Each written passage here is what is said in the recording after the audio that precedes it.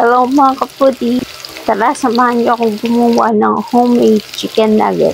Baon di panganay at almusal ni Bunso.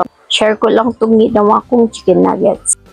Ayan po, 2 press part yan. Pinaghiwa-hiwa ko lang po sa maliit kasi ilalagay ko sa food processor. Diyan ko na lang po titipla guys sa food processor. Nalagay na yung manok guys, kung lalagay tayo ng breadcrumbs. Nagmamadali po ako kaya no exact measurement. Ilalagay po tayo ng konting paminta, garlic powder, pampalasa, 3 kutsara ng mantika. I-start ko na po ang ating food processor.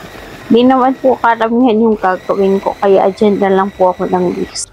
Tsaka pinagsama-sama ko na para ma-blend ng maayos. Yan na po guys ang ating gagawing chicken nuggets.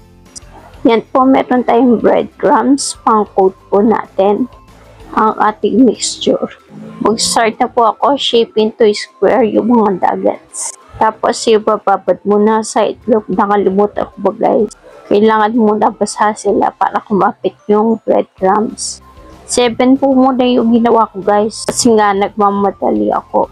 5 yung papabound ko kay panganay. Tapos yung 2, almusal ni Bunso.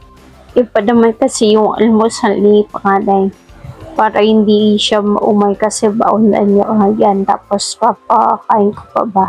Yan na po guys ang ating chicken nugget. Yung mga mami kumuha lang tayo sa pain kasi siguro pang walang halong preservatives.